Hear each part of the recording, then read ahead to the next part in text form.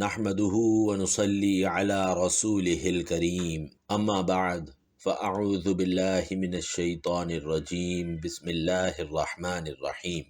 السلام علیکم ناظرین، اللہ تعالیٰ قرآن پاک میں ارشاد فرماتا ہے کل نفس ذائقۃ الموت ثم الینا ترجعون، یعنی ہر جان کو موت کا مزہ چکھنا ہے، پھر ہماری ہی طرف تم پھیرے جاؤ گے۔ ناظرین، آج کی اس ویڈیو میں بتایا جائے گا کہ کیا رمضان میں مرنے والا سیدھا جنت میں جاتا ہے یا نہیں۔ اس کے لیے آپ سے درخواست ہے کہ ویڈیو آخر تک دیکھیں اور ایسی دینی، معلوماتی اور اصلاحی ویڈیوز آپ کو ملتی رہیں، اس کے لیے ہمارا چینل بھی ضرور سبسکرائب کر دیں۔ ناظرین، آپ نے یہ بات ضرور سنی ہوگی کہ رمضان المبارک کے بابرکت مہینے میں مرنے والا شخص سیدھا جنت میں جاتا ہے۔ اسی لیے اکثر لوگوں کے ذہن میں یہ سوال آتا ہے کہ کیا رمضان المبارک میں مرنے والا سیدھا جنت میں جاتا ہے اور اسے قبر کے مراحل سے نہیں گزرنا پڑتا؟ تو ناظرین کرام، یہ بات بالکل سچ ہے کہ جو رمضان المبارک میں انتقال کر جائے، یعنی جس کی موت رمضان کے بابرکت مہینے میں ہو جائے، اسے قبر میں حساب کتاب نہیں ہوگا اور اللہ تعالیٰ میدان حشر میں اس کے ساتھ بہت آسانی فرمائے گا۔ گویا اس کے جنت میں جانے کا اہتمام خود اللہ تعالیٰ کی طرف سے ہو جاتا ہے، یا یوں کہہ لیجئے کہ اللہ سبحانہ و تعالیٰ اپنے جن بندوں کو بغیر حساب کتاب کے جنت میں داخل فرمانا چاہتا ہے تو انہیں رمضان المبارک کے بابرکت مہینے میں موت نصیب فرماتا ہے۔ حضرت عبداللہ بن مسعود رضی اللہ تعالی عنہ سے روایت ہے کہ نبی علیہ الصلاۃ والسلام نے ارشاد فرمایا کہ جس کو رمضان کے مہینے میں موت آئی وہ جنت میں داخل ہوگا، اور جس کو موت 9 ذی الحج یعنی عرفہ کے دن آئی وہ بھی جنت میں داخل ہوگا، اور جس کی موت صدقہ دینے کی حالت میں آئی وہ بھی جنت میں داخل ہوگا۔ اسی طرح حضرت انس بن مالک رضی اللہ تعالی عنہ سے روایت ہے کہ ماہ رمضان میں مردوں سے عذاب قبر اٹھا لیا جاتا ہے۔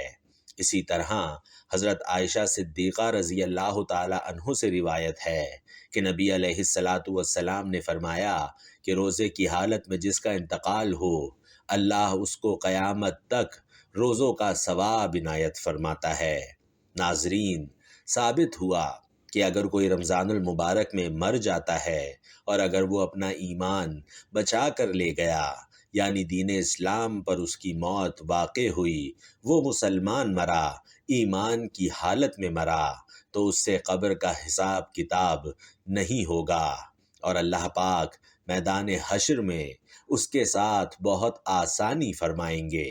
گویا کہ جنت میں جانے کا اہتمام اس کے لیے خود اللہ پاک کی جانب سے ہو جاتا ہے۔